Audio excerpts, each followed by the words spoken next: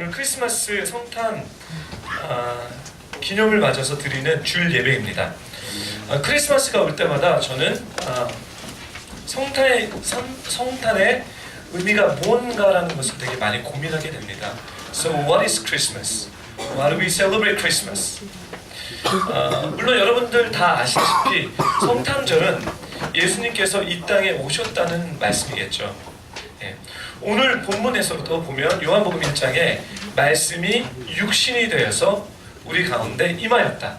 그렇죠?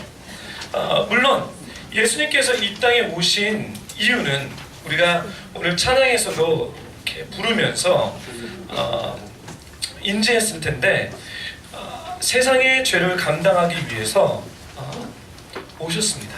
아멘. 네. 예수님이 왜 오셨죠? 예. 좀 더 구체적으로 얘기한다면 우리의 죄를 감당하기 위해서 오셨습니다.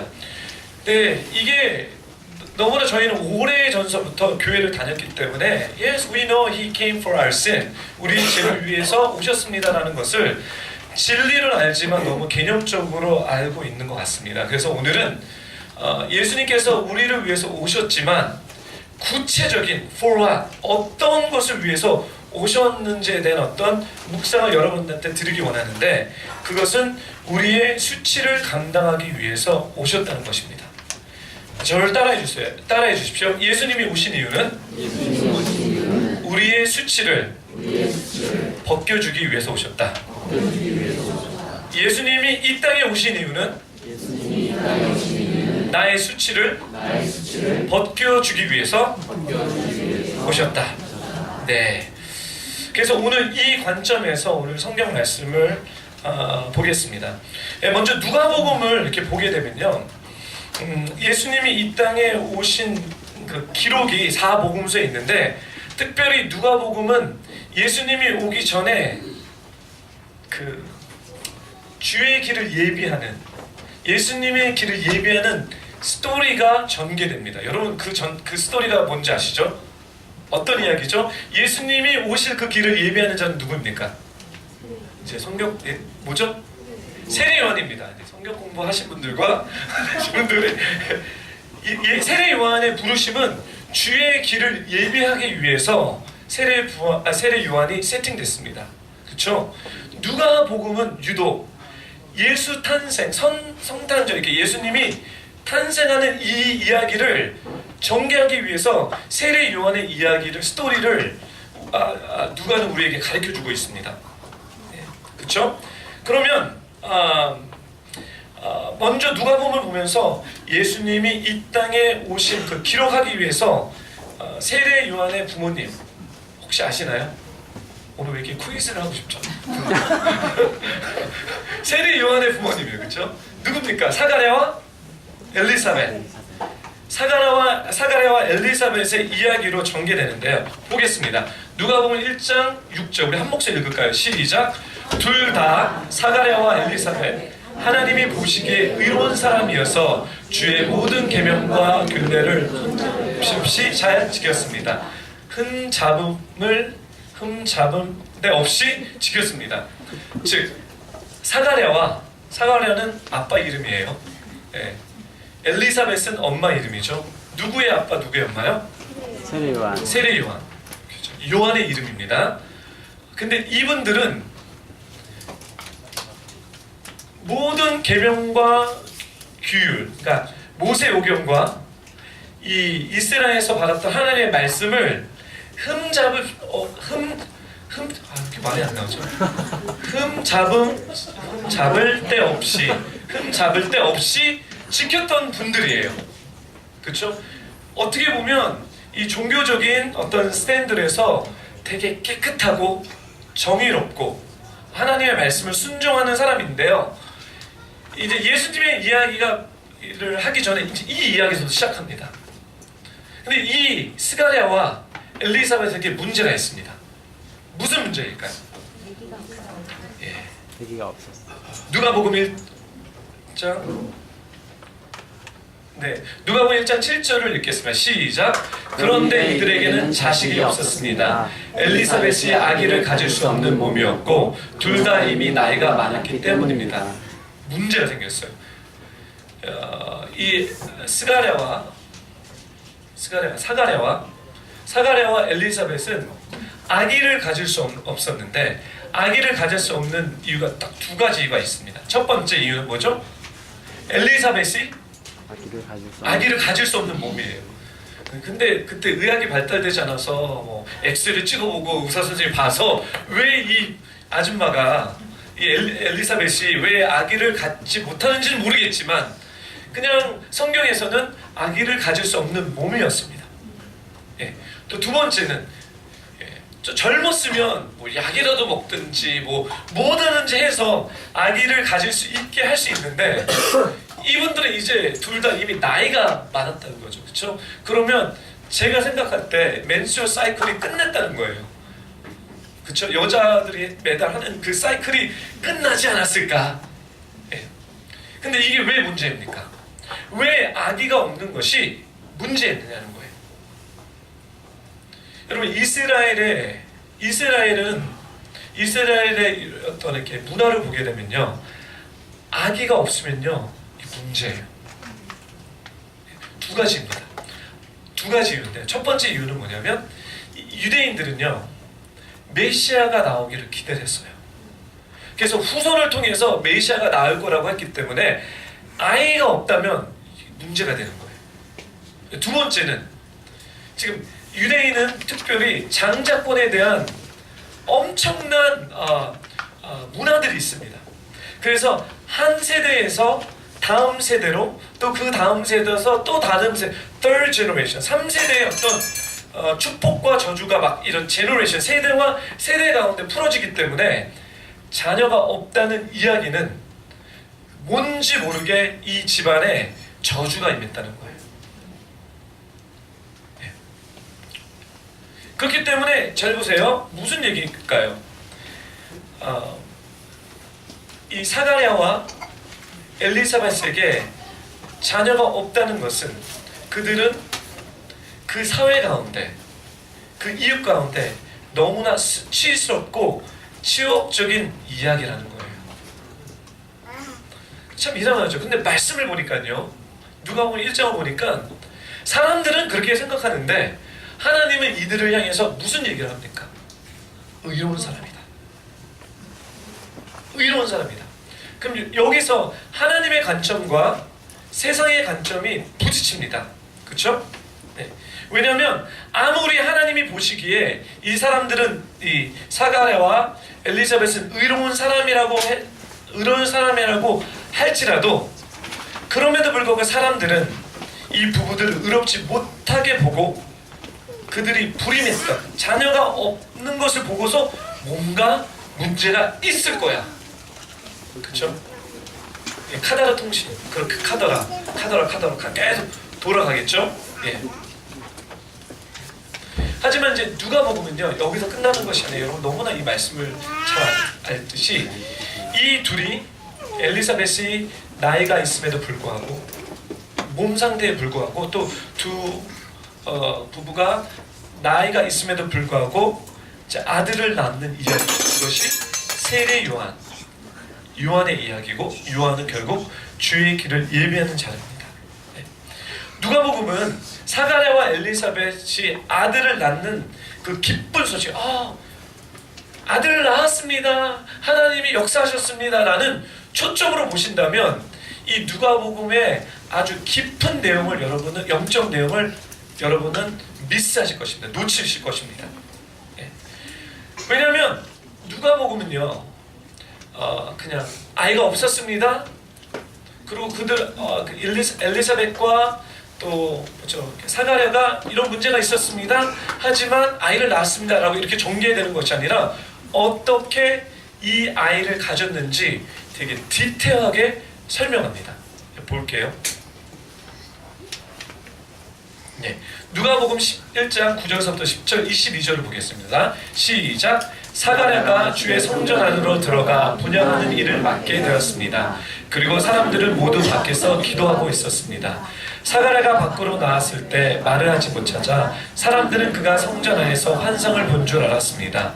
사가랴는 손짓만을 말을 못하는 채로 계속 있었습니다. 사가랴는 누구입니까? 그 자비의 제사장입니다. 그렇죠? 제사장인데 아들이 없는 거예요.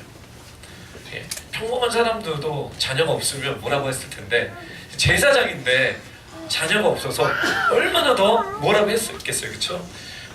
우리 같아서 저런 사람한테는 가서 기도받으면 안 돼, 그렇죠?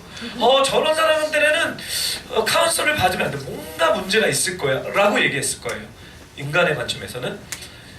하지만 하나님이 이 일을 전개해 나갔을 때 사가랴는 예배드리러, 제사드리러 올라가고, 제사드리러 올라갔을 때 어떤 해프닝을 우리에게 가르쳐줍니다. 이 해프닝은 뭐냐면 제사를 드리다가 주의 사자를, 천사를 만나죠, 그렇죠? 그리고 말을 하지 못하게 돼요. 나왔는데 벙어리인 거예요. 이 사람이 개인적으로 뭘 하다 벙어리 되게 되면 문제가 있을 거다. 저주다, 저주의 저다, 뭔가 또 문제가 있다라고 판단을 할 텐데, 들어갈 때는, 예배드리러 들어갈 때는 말을 제대로 했는데 나올 때는 말을 못했기 때문에 뭔가 여기서는 환상을 봤다라고 얘기를 하지만 뭔가 영적인 액티비티가 있었던 거라고 사람들이 알게 됐을 거라는 거죠, 그렇죠? 그리고 이 이야기는 여기로 끝나는 것이 아니라 많이 이렇게 카다라 통신으로 이렇게 이렇게 소식이 전달됐을 거라는 거죠, 그렇죠? 예, 그리고 또 보겠습니다. 네, 누가복음 1장 23절 20절 한 목소리 읽겠습니다. 시작. 직무 기간이 끝나자 사가랴는 집으로 돌아왔습니다. 그 후 사가랴의 아내 엘리사벳이 아기를 갖게 돼 5살 동안 숨어 지냈습니다. 오케이. 지금 이제 사람들이, 하나님은요 기가 막히게 스토리 전개를 합니다. 이 막 텐션 가운데, 그래서 What's next? 다음에 뭐지? 도대체 무슨 일이지? 막 이런 일들이 벌어지는데요. 이 사가랴가 말을 못하게 되죠. 그렇죠? 뭔가 영적인 인카운터가 있었는데 이제 이 일이 마치자 바로 돌아간 것이 아니라 제사 지내는 기간이 있었기 때문에 그 기간을 말을 못한 채로 이렇게 잘 섬기고 다시 집으로 돌아갑니다. 그렇죠? 집으로 돌아갔는데, 그렇죠? 이 소식이 집안에 있는 사람들은 몰랐을까요? 궁금했을 거예요. 아니 도대체 그 어떤 일이 있었냐 막 얘기했을 거예요. 친척도 뭐 요즘 상황이 이렇게 되면 막 전화가, 막 가족들의 전화가 와서 뭐 도대체 어떻게 됐냐, 그렇죠? 막 이렇게 여러분 상황이 비슷할 거예요. 뭐 친척 아는 사람들 도대체 어떻게 됐냐 이런 거 궁금하는 이 찰나에 엘리사벳이, 이 할머니가 아니 젊었을 때도 아기를 낳지 못하는 상태였는데 이제는 할아버지도 정말 가망이 없는 할아버지와 할머니에게 5달 동안 왜 숨어 지냈을까요? 매우 민망한 거예요, 이게. 여러분, 이 스토리가 이렇게 전개된, 민망한 거예요. 그쵸? 근데 좀 물어볼게요. 숨긴다고 그게 숨겨집니까? 여러분, 이스라엘을 여러분이 안 가보셔서 이 유대인의 여자들의 문화를 잘 모르세요. 이스라엘의 유대인의 여자들의 문화는요, 한국 지하철과 버스에 있는 아줌마들보다 더 심합니다. 다 가셔서 나중에 추후에 기회가 있으시면 저랑 이스라엘 가셔서 유대인의 아줌마들이 어떤 성향인지 여러분이 보실 수 있습니다. 유대인의 아줌마 엄마는 매우 강합니다. 그리고 매우 in your face, 노이즈합니다. 막 탁해요. 그래서 어떻게 됐어? 막 이렇게. 그쵸? 5살을 숨겼지만 지금 이 상황이, 이 이야기가 카다라 통신으로 지금 마구 전개되고 있습니다. 예. 그리고 이제 이 두 부부의 수치가 이렇게 캄다운되고 없어지고 의로움, vindication, 하나님의 의로움이 이제 이 자녀를 통해서 나타납니다. 그래서 엘리사벳은 이렇게 고백합니다. 누가복음 1장 25절, 우리 한 목소리 읽겠습니다. 시작. 주께서 이렇게 나를 돌보셔서 사람들 사이에서 내 수치를 없애주셨습니다. 이게 엘리사벳의 고백입니다. 엄마의 고백이에요. 주께서 이때 내가 정말 수십 년 동안 이것 때문에 그쵸 그 레위니까 바로 이렇게 인여페 뭐 카다라 통신 남자들한테 그러지 않으니까 그렇지만 수근수근 거리는 그 이야기와 그 눈빛을 이렇게 받았는데 얼마나 이 아줌마는 얼마나 힘들었겠어요. 얼마나 이렇게 가슴을 치면서 원통하면서 하나님 왜 나에게는 아들을 달라는 것도 아니고 자녀를 주지 않습니까? 왜 내 운명은 이렇게 만들어 놓으셔서 그러면 제가 사모가 아니면 얼마나 좋겠습니까? 저는 또 사모입니다. 뭐 이런 거예요. 그거를 1년, 2년 아니에요. 할머니가 될 때까지 그 수치 가운데 살았지만 하나님이 이때 이렇게 나를 돌아보셔서 사람들 사이에서 내 수치를 없애주셨습니다. 저는요 이 사가랴와 엘리사벳은 하나님 앞에 수치스럽지 않았다고 생각해요. 왜냐하면 성경이 그렇게 증거하는 것은 의인이다. 하나님의 율법과 규례를 지켰던 사람이다. 그러니까 그들의 관계에서는 하나님을 정말 경배하고 사랑했고 그들이 최선으로 주님을 섬겼습니다. 우리 하나님을요. 그렇기 때문에 하나님 앞에서 쟁배하지 않았어요. 하지만 이들이 산동네에 혼자 사는 것이 아니라 공동체적으로 리더십을 갖고 있는 상황 가운데 얼마나 공격을 많이 받았겠어요. 자녀가 남으로써 자녀를 잉태함으로써 하나님께서 vindication, 한국말로 vindication이 뭐죠? 보응하셨다? 보응하셨다. 가능하셨다. God vindicated the shame. 네, 보응하셨어요. 내 수치를 없애 준 이야기로 또 끝나면 그런가 보다 하지만 하나님의 이 계획을 통해서 하나님의 일을 하셨습니다. 제가 또 보여드릴게요. 네, 누가복음 1장 65절에서부터 66절 다 보이시죠? 한 목소리 읽겠습니다. 시작. 근처에 사는 사람들이 모두 두려워했고 이 모든 일은 온 유대 산골에 두루 퍼져 사람들의 이야깃거리가 되었습니다. 이 말을 들은 사람마다 모두 이 일을 마음에 새기며 이 아이가 대체 어떤 사람이 될까 하고 말했습니다. 그것은 주의 손이 그 아기와 함께 있기 때문입니다. 잘 보세요. 지금 이렇게 이게 지금 이야기가 기가 막히게 전개되면서 세팅이 되는데 하나님은 단순히 사가랴와 엘리사벳의 어떤 수치에 대한 이야기도 하시지만 지금 하나님의 어떤 예언적인 보이스, 예언적인 일을 프리뷰하는 거예요. 프리뷰했기 때문에 프리뷰하려면 여러분 이제 선전을 보죠. 영화 프리뷰를 보시죠. 그렇죠? 영화는 그냥 보지 않습니다. 요즘 세상에 영화를 그냥 보고 사는 사람은 거의 없습니다. 이 영화가 괜찮는지 안 괜찮은지 프리뷰를 보고 나서 흥미진지함을 봅니다. 오히려 영화보다 프리뷰를 더 많이 보죠. 그렇죠? 프리뷰를 있는 것은 어떤 이야기가 전개될지에 대한 이야기입니다. 그렇죠? 하나님이 지금 예수님이 오는 프리뷰를 하십니다. 그래서 이 이야기는, 이 사건은 그냥 사가랴와 엘리사벳 그 가족의 이야기가 아니라 여기에 있는 유대 산골에 두루 퍼져 지역인 거예요. 사가랴와 엘리사벳 사는 동네, 서울 두 집 퍼져서 사람들의 이야기거리로 수면으로 올려놨고요. 그리고 여기서 사람들이 두려워했다. 여러분 왜 두려웠을까요? 두렵다는 것은 여러분들 나는 무서워 이런 두려움이 아닙니다. 이 두려움은 뭐냐면 여호와를 경외하는 것이 지식의 근본이거든요. 그렇죠? 영어로는요, Fear of the Lord is beginning of knowledge. 이 두려움이 경외한다는 것이에요.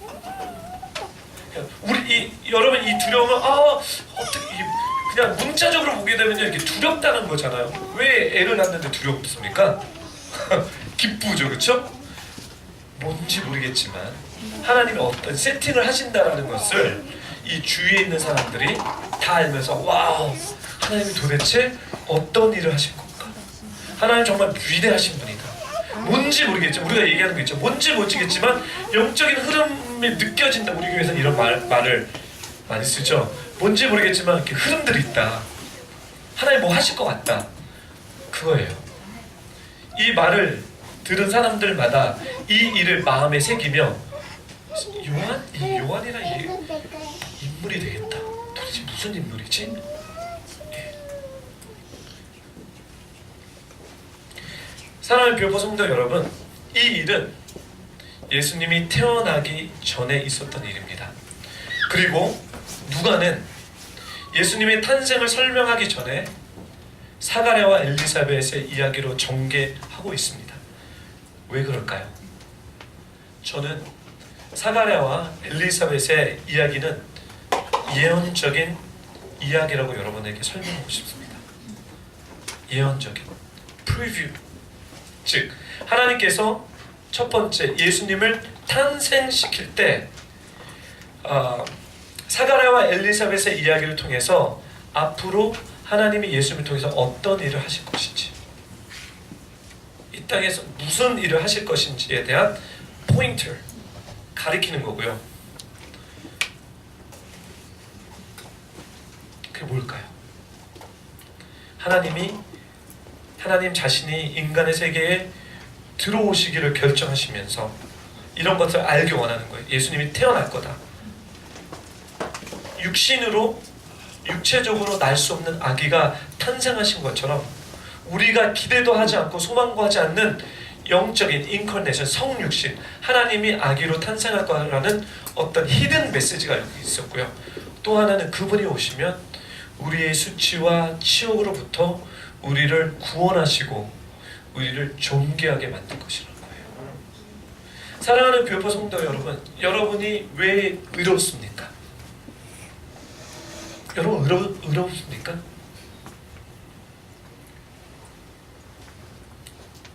여러분의 의로운 이유가 무엇입니까? 지금 크리스마스에 대한 이야기는, 예수님의 탄생의 이야기는 바로 이것입니다.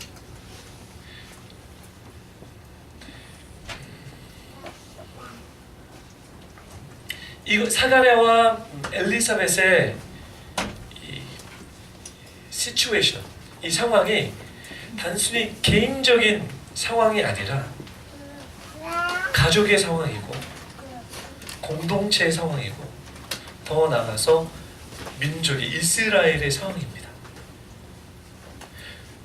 이스라엘은요, 하나님이 선택한 백성이죠, 그렇죠? 그렇기 때문에 그들은 유독 이렇게 다룸을 많이 받았습니다. 그리고 그들에게는 하나님의 말씀을 언약으로 받은 민족입니다. 그래서 이스라엘은 예전서부터 구별돼서 자기가 원하는 대로 살기를 원했지만 운명적으로 하나님이 원하시는 삶으로 살아야 됐습니다. 맞죠? 이방 나라들은 그렇지 않았습니다. 이방 나라들은 자기가 원하는 대로 눈에 보이기 좋은 대로, 그렇죠? 그게 이제 소돔과 고모라죠. 자기 눈에 보이기 원하는, 자기가 원하는 자아중심적인 삶을 살았습니다. 유대인은 그렇게 살고 싶어도, 이스라엘은 그렇게 살고 싶어도 자아중심적으로 살 수 없고 하나님의 말씀 중심, 그리스도 말씀 중심, 그러니까 여호와 말씀 중심으로 살 수밖에 없는 운명이었다는 거예요. 그러면 정말 객관적으로 보게 되면 이들은 의인입니다. 그렇죠? 근데 지금 사가랴와 엘리사벳, 신약에 왔을 때는요, 이스라엘은 매우 수치 가운데 있습니다. 왜 수치 가운데 있습니까? 자기 나라가 자기가 운영하는 것이 아니라 로마인 나라가 정권을 잡아서 이렇고 저렇고 하라고 하고요.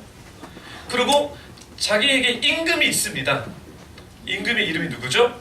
헤롯이죠. 헤롯이라는 사람은요, 이런 거예요. 우리 한국에 그냥 문화적 포인트로 얘기합니다 하는 거예요. 그래서 오해를 말아주세요. 만약에 대한민국에 다음에 이제 대통령이 생겼는데 이분이 반 한국 분이고 반 일본 분이에요. 그렇죠? 이런 거예요. 그러면 뭐 개방적인 사람들은 좋아하겠죠. 그렇지만 한국을 정말 독립 운동하셨던 분들은 다 막 들고 일어날 거예요. 그렇죠? 지금 이런 상황이에요. 헤롯. 근데 헤롯이 왕이에요. 그것도 어떻게 왕이 됐냐면 뭐죠? 라비. 헤롯이라는 사람이 그쵸, 외교관 통해서 그 로마에 가 통해서 그 시저한테 이거 한 거예요. 이거 잘해서 따왔어요. 네. 정말 하나님을 사랑했던 것이 아니라 이런 어떤 political 정치 쪽에서 막 이런, 그러니까 지금 이스라엘이 영적인 것을 다 거의 다 잊어버리고 수치 가운데 있습니다. 이 세팅 가운데 제가 말씀을 볼게요. 잠언서 14장 34절 우리 한 목소리 읽을까요? 시작! 정의는 나라를 높이지만 죄는 민족을 욕되게 한다. 그러니까 결국은 이제 죄에 대한 얘기를 제가 할 텐데 지금 욕되게 하는 가운데 사가랴와 엘리사벳도 있었고 이스라엘 나라도 있습니다. 그러면 이제 말씀적으로 제가 개인적인 차원의, 그러니까 제가 오늘 여러분들에게 이 크리스마스에 대해 얘기했을 때 개인적인 차원의 우리 주님이 여러분의 수치를 감당하실 거고요. 두 번째, 여러분의 가족의 레벨로 여러분의 수치와 치욕을 감당하실 거고요. 세 번째, 국가적으로 하나님께서 예수님께서 감당하시러 오셨다는 거예요. 예, 보겠습니다. 개인적인 차원, 예, 말씀 볼게요. 창세기 30장 23절 읽겠습니다. 시작! 라헬이 임신의 아들 낳고 말했습니다. 하나님께서 내 수치를 거둬가셨다. 창세기에는 이런 얘기가 많아요. 자녀를 낳지 못하는 이야기가 많습니다. 라헬은 누구의 아내입니까? 야곱의 아내입니다. 좀 집안사가 복잡하죠. 예, 야곱은 라헬을 사랑했는데, 그쵸? 레반 삼촌의 그 라헬의 아빠가 라헬과 결혼시키는 게 아니라 라헬은 둘째였기 때문에 첫째 누구죠? 레아랑 술을 많이 마시고 결혼식 술을 많이 마셔갖고 결혼을 시켜갖고 아침에 일어나 보니까 내가 사랑하는 라헬이 아니라 레아인 거예요. 그쵸? 성경에 이런 여러분 가정이 진짜 창피한 게 많다라고 여러분 얘기하시지만 야곱 장난 아닙니다. 네. 야곱의 형과 또 이렇게 사기치죠. 아빠를 사기치고 막, 그쵸? 그리고 사기치니까 자기도 사기를 당하죠. 결혼을 해야 되는데 라헬은 결혼하지 못하고 레아랑 결혼해갖고 또 근데 보통 사람은 거기로 끝내는데 이 사람은 라헬을 너무 좋아해서 또 와이프의 동생이랑 결혼하는 이 진짜 족보의 어려운 이야기가 성경에 많이 있습니다. 그렇죠? 근데 거기서 또 잘 먹고 잘 사는 게 아니라 레아는 안 사랑하는데 야곱의 아기를 너무 많이 낳았는데 라헬은 그토록 사랑하는데 아기가 없어요. 여러분 저희는 웃지만 지금 정말 창피하고 라헬의 입장에서 너무 수치스러운 거예요. 그렇죠? 그래서 집안 얘기를 할게요. 또 뭐합니까? 이게 지금 개인 사안이죠. 그러니까 라헬이 안 되겠다. 그래서 첩을 드립니다. 첩을 드리는데 첩이 누구죠? 라헬의 몸종이에요. 그래서 해갖고 씨바지를 하는 거죠. 그렇죠? 여러분 씨바지의 개념 아시죠? 네, 씨바지를 해서 아이를 낳아요. 그렇죠? 예, 근데 아이를 낳아도 레아와 이 라헬의 몸종이 라헬을 막 괴롭혀요. 애기를 못 낳아, 그렇죠? 또 이 부분에 이제 언니 레아는 가만히 있을 수 없다. 너도 첩을 들였냐? 그러면 나도 첩을 드리겠다. 그래서 레아의 몸종도 해갖고 이런. 근데 참 창세기 30장 23절에 가면 기적이 일어나는데요. 라헬에게 임신이 돼서요 아들 낳았는데 그 아들이 누굽니까? 예? 네? 요셉이요. 예, 성경 공부를 강화하게 하고 제가 이 시간 결단하겠습니다. 창세기를 배워야 되겠구나 이제. 토라 강의를 좀 해야 될 것 같아요. 지금 이런 상황입니다. 지금 잘 보세요. 개인적인 차원의 엄청 지금 단순히 아들 낳는 그게 아니라 지금 지지고 볶고 막 복잡한 이야기가 있습니다. 이게 다 여러분 이 이야기를 만약에 이 이야기가 여러분의 집안 이야기라면 여러분 하시겠습니까? 근데 참 하나님은 전 세계적으로 이 집안의 이야기를 다 가림없이 얘기하십니다. 왜냐하면 이 수치에 대한 소리.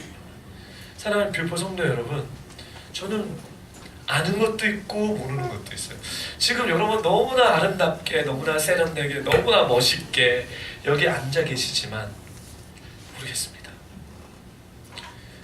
주님이 오신 이유는 여러분들의 개인적인 그 수치, 그 창피함, 그 치욕을 이제 거두기 원하십니다. 너무나 기쁜 소식이 아닙니까? 네, 또 있습니다. 근데 지나갈게요. 예, 가정적인 차원인데 창세기 34절 14절 읽어보겠습니다. 시작. 이 형제들이 두 사람에게 말했습니다. 저희는 할례 받지 않는 사람에게 저희 누이를 줄 수 없습니다. 그것이 저희에게 수치가 되는 일입니다. 잘 보세요. 이거는 무슨 이야기일까요? 지금 가족의 수치에 대한 것을 또 이거 누구의 가족일까요? 지금 야곱의 가족의 이야기입니다. 야곱의 누구의 가족이요? 예.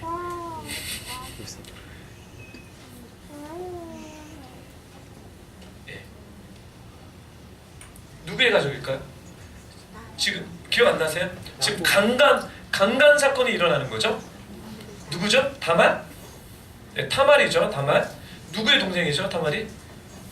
제가 알기로는 유다의 동생으로 알고 있어요. 지금 어떤 해프닝이 벌어지냐면, 네? 디도인가요? 디나. 죄송합니다. 디나.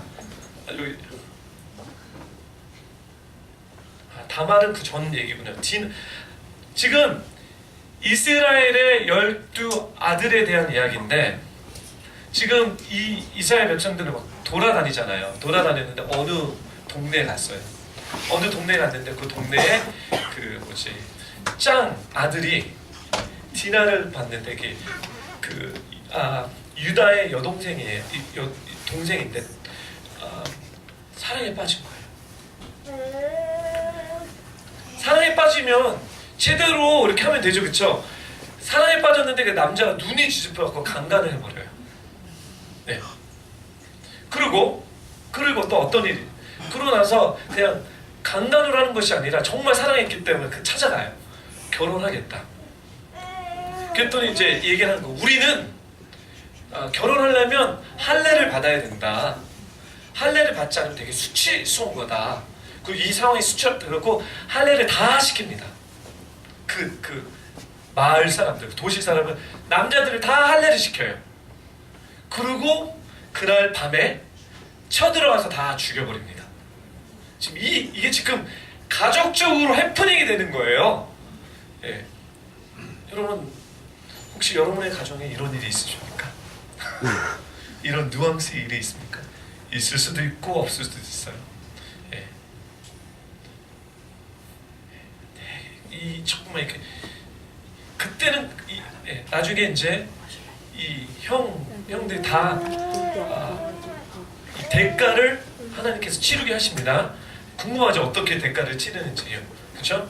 성경 공부하세요. 창세기를 이제부터 읽으세요. 예, 그러면 여기에 대한 이야기가 나옵니다. 즉 가족의 차원에 수치가 있다는 거예요.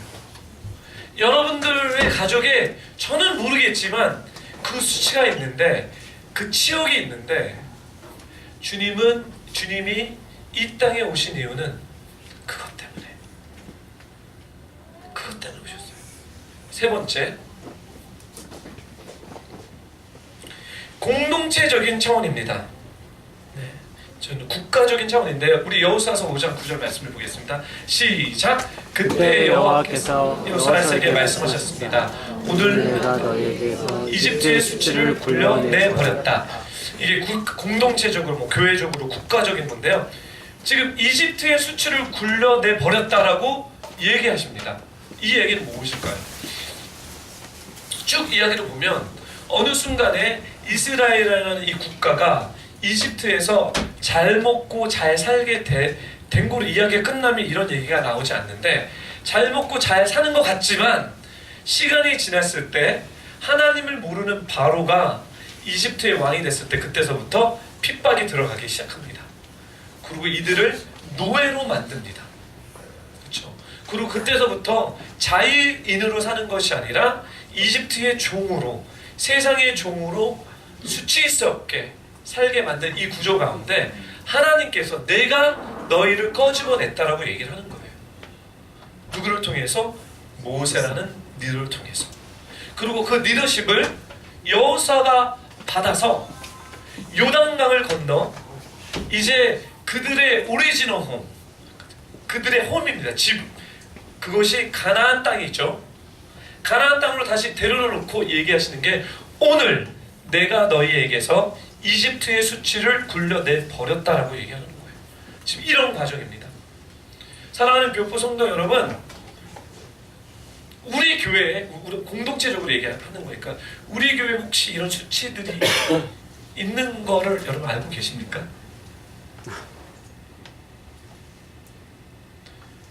더 나가서 지금 국가적으로 대한민국에 정말 이런 수치가 있는 것은 여러분 인지하고 계십니까? 이게 단순히 여러분 사가랴와 엘리사벳의 이야기를 개인적으로 여러분이 해석한다면 뭐 그것도 은혜가 있겠지만, 우리 예수님은, 여러분 제가 이제 12월 31일 성부 영신 예배 때 2019년에 대한 메시지를 향하면서 구원에 관한 얘기를 여러분들에게 나눌 텐데요, 우리가 생각하는 구원은 개인적인 차원에서 구원받는 것으로 만족하지만 성경에서 말하는 구원은 개인적인 구원으로 끝나는 것이 아닙니다. 성경에서 말하는 구원은 더 포괄적인 구원이에요. 구원의 시작은 내가 구원받기 위해서 시작됐지만, 구원의 완성은 뭐냐면, 내가 주 안에 주가 내 안에, 우리가 아가서 말씀이 끝났죠. 내가 이제 나의 정원이 주님의 정원이 되고, 주님의 정원이 나의 정원이 돼서 이제 내 정원을 가꾸는 것이 아니라 주님이 말씀하는 그 정원에 들어와서 제가 그 정원을 가꾸는 것입니다. 이것은 뭐냐면, 지금 구원이라는 것은 개인적인 나의 정원으로 시작됐지만 결국은 주님의 정원, 공동체적인 단체적인 구원으로 이루어지는 것이, 이것이 구원의 완성도입니다. 즉, 이 얘기는 뭐냐면 창세기의 원점으로 돌아가는 건데, 우리가 이렇게 창조됐을 때 하나님의 형상과 뭐로 창조되었죠? 형상과 모양. 형상과 모양대로 우리가 만들어졌다는 거예요. 다시 우리가 구원이 시작됐을 때 구원의 파이널 데스티네이션은 천국 가는 것이 구원의 완성이 아니라 우리가 예수 그리스도의 형상과 모형, 그러니까 더 궁극적 하나님의 형상과 모형으로 다시 회복되는 것이 구원의 완성입니다. 그 천국 가는 것은 그냥 당연한 사이드 이펙트입니다. 결과물이에요. 여러분 이해되세요? 이것이 구원의 완성인데, 지금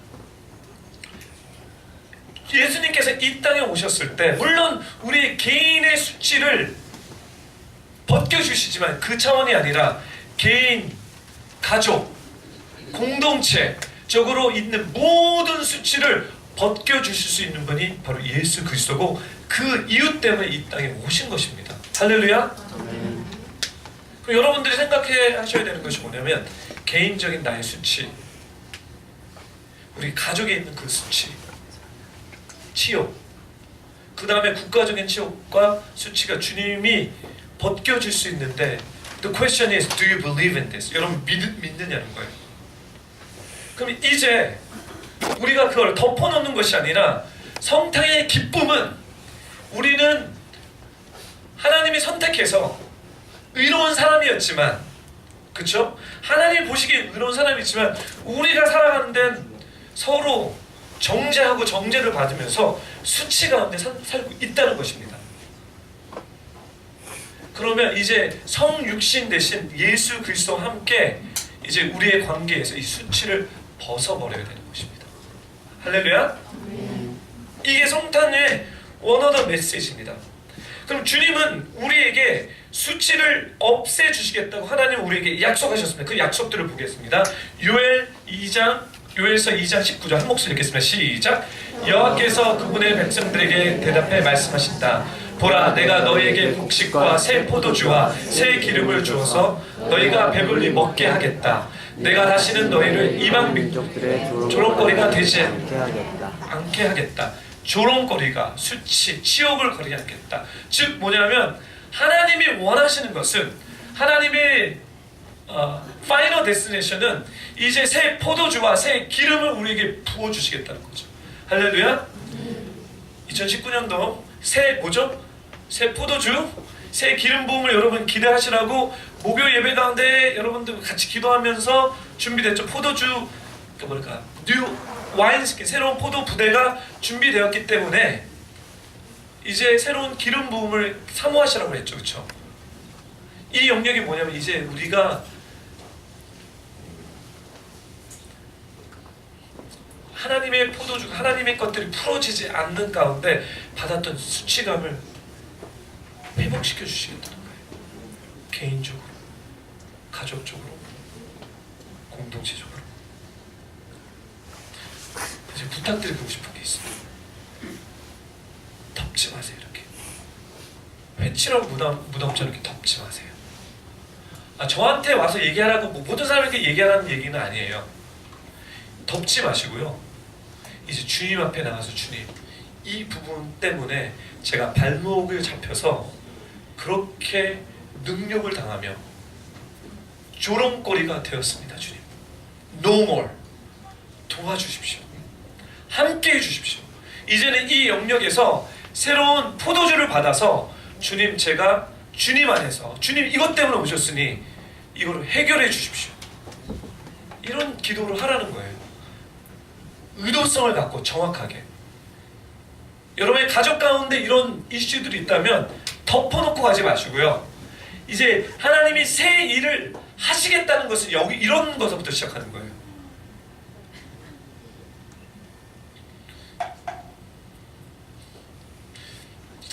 제가 이번 주에 단체적인 하겠습니다. 이 토픽을 바꿔야 되겠다. 안 하겠습니다. 죄송합니다. 너무 개인적이어서 제 얘기하면 누군지 바로 알아서 그러면 안 됩니다. 어떤 얘기냐면 뭐냐면, 자기가 그 창피한 것, 수치스러운 것을 저희들한테 내놨어요. 근데 가릴 수 있었거든요. 얘기 안 해도 되는 거거든요. 근데 내놓으면서 2019년도는 이 문제가 해결돼야 된다라고 스스로 얘기를 하는 거예요. 근데 이게 정말 창피할 수 있거든요. 네. 근데 저는 여러분한테 다 얘기하는 얘기가 아니에요. 그거는 정말 세이프하고 안전한 거였어요. 바깥으로 누설, 기미 누설? 기밀 누설. 뭐죠? 뭐가 누설이죠? 청기 누설, 죄송합니다. 청기를 누설하지 않는 세팅이었어요. 네. 누설하지 않는 세팅이었어요. 왜? 그렇기 때문에 우리들이 알아서 이 부분에 대해서 하나님 맞습니다. 2019년도는 이것 때문에 no more shame, no more 발목 잡힌 일이 이제 없기를 원합니다 하면서 저희가 이제는 막 주님 앞에 간구하고 기도해야 됩니다. 여러분, 크리스마스 우리 기쁘잖아요. 선물 받고 이것도 좋지만 The real reason Jesus came, 주님이 이 땅에 빛으로 오신 것은 우리 개인적으로, 가족적으로, 교회적으로 이 수치를 해결하기 위해서입니다. 두려워하지 말라.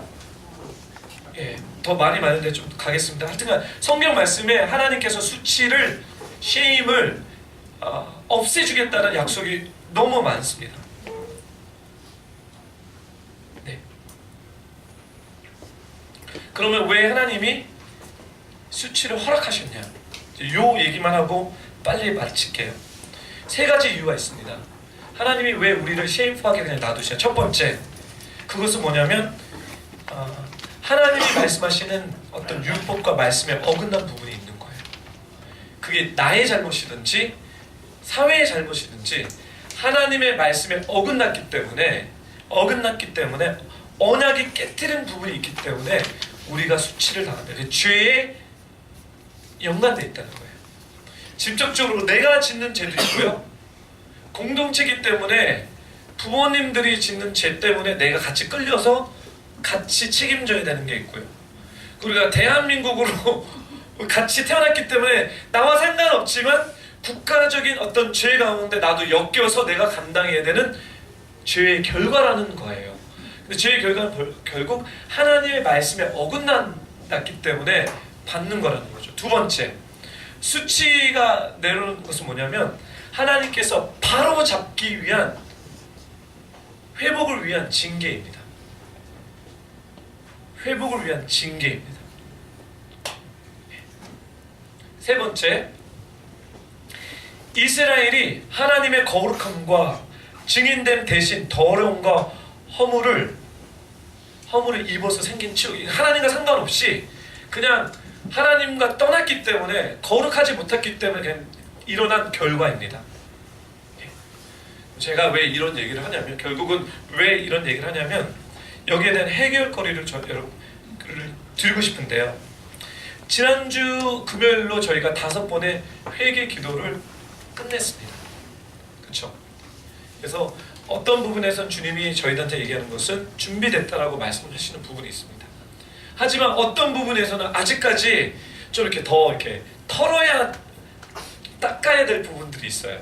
근데 어떤 부분이냐면 지금 수치에 대한 부분입니다. 지금 하나님이 어떤 부분인지는 저는 구체적으로 모르겠지만 주님께서 이 땅에 오신 이유는 수치를 없애주기 위해서, 치욕을 없애주기 위해서 오셨는데 혹시 여러분들 삶 가운데 개인적이나 가족적이나 이런 부분 가운데 걸리는 부분이 있다면 지금 회개를 좀 하셔야 돼요.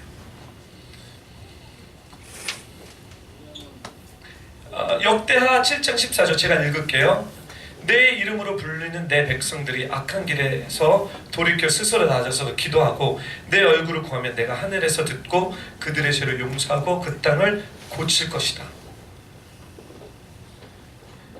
사가랴와 엘리사벳은 자기네 잘못이 아니었음에도 불구하고 하나님이 그 일을 허락하신 이유는 뭐냐면 이스라엘의 상태를 예언적으로 보여주면서 주님의 오실 길을 예비했고 그 주님이 오셨을 때 이 의인이었던 이 가족이 아이를 낳으면서 수치가 회복됐듯이 국가적으로 그렇게 하시겠다라는 예언적인 어떤 말씀이 있는 것처럼 하나님이 2018년 19년을 넘어가는 우리 시즌 가운데 사랑하는 뷰포 성도님의 개인적인 삶과 가족께 하나님이 여러분을 믿음으로 의인이라고 치겠지만 아직도 해결되지 않는 그 영역 가운데 이제 주님이 No more이라고 얘기하시는 거예요.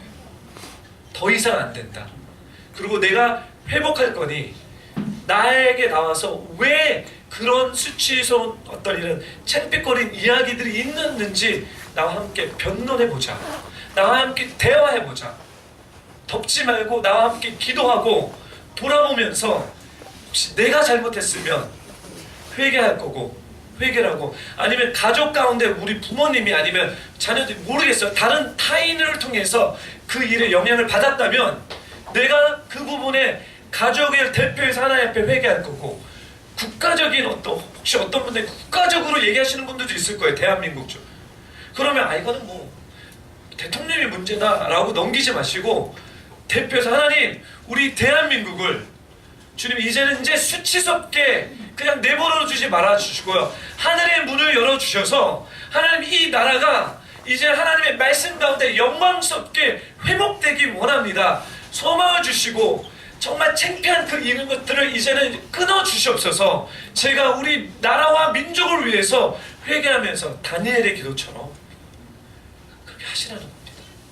회개를. 아멘.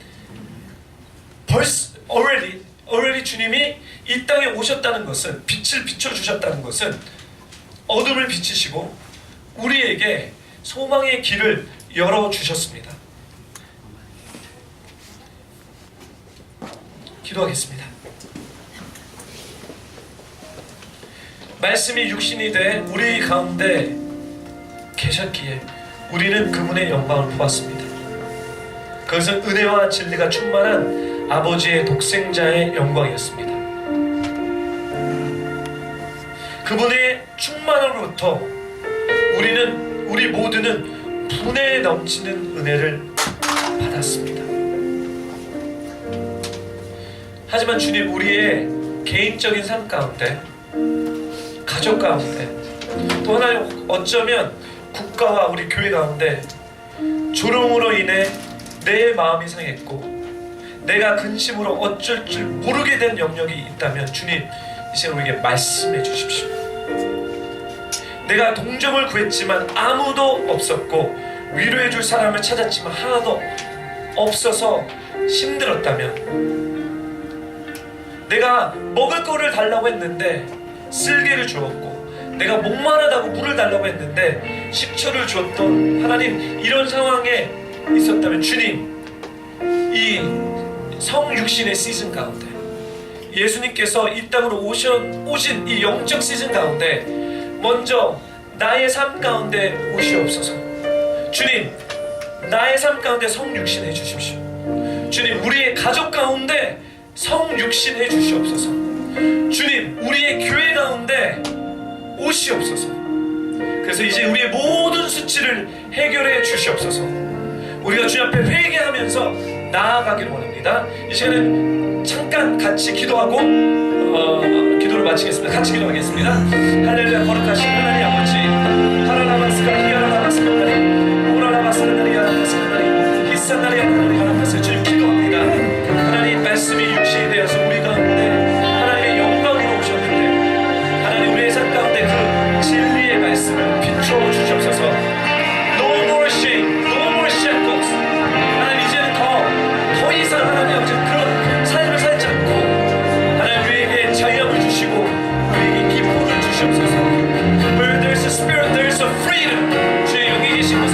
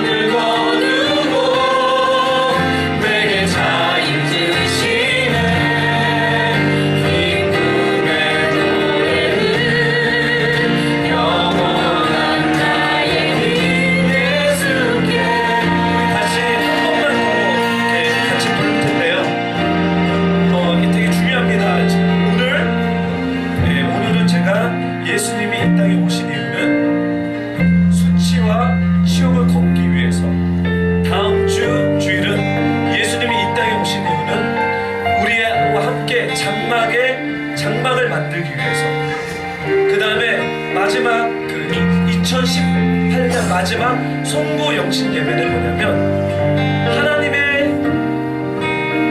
하나님의 나라를 이룰 셔먼트, 하나님의 이름들, 하나님의 아들들의 이름들, 즉 하나님이 이제 여러분들과 장막을 여러분과 함께 거하셔서 이제 하나님의 나라를 세울 여러분들을 컬링하신, 그것은 내 이웃을 내 몸과 같이 사랑하면서 하늘의 것들을 이 땅에 풀어낼 그 쉐모트, 그 이름들, 이스라엘을 만들 그 이름들에 대한 비밀을 풀을 것입니다. 근데 우리가 이 여정을 가기 위해선 절대적인 성육신의 그 빛이 우리 가운데 비춰져야 됩니다. 우리의 어둠 가운데 그 예수 그리스도의 그 찬란한 빛이 주님을 경외하는 자들에게 부어주실 것입니다. 그래서 다시 한번 이 찬양을 우리가 같이 부를 때 여러분 손을 정말 이렇게 높이시면서 주님 그 빛을 나의 속사람에게 비춰주십시오. 나의 생각과 하나님 나의 감정과 나의 의지 가운데 비춰주십시오 하면서 우리가 간절한 마음으로 이 찬양을 주님께 올려드리겠습니다. 같이 찬양하겠습니다. 우리들의 밝은 빛, 은혜와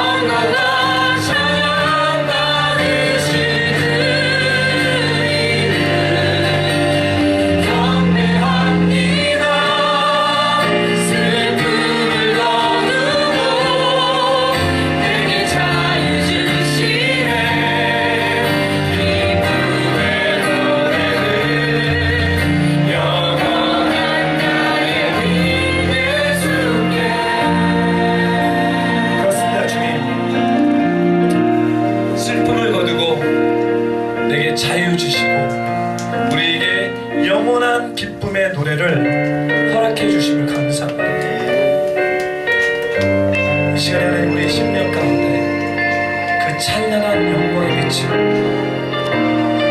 성령님 슬픔 대신 약과 죄 대신 평안을 내게 주십시오.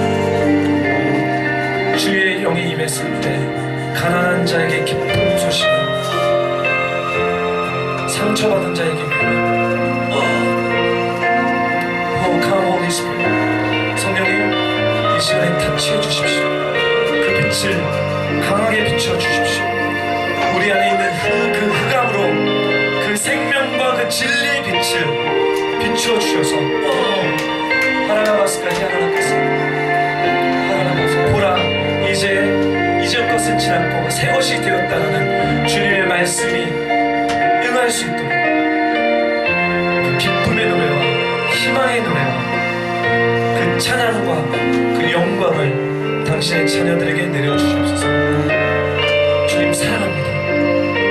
감사드리며 예수님의 이름으로 기도드립니다. 아멘. 하나님께 영광의 박수를 올려드리겠습니다.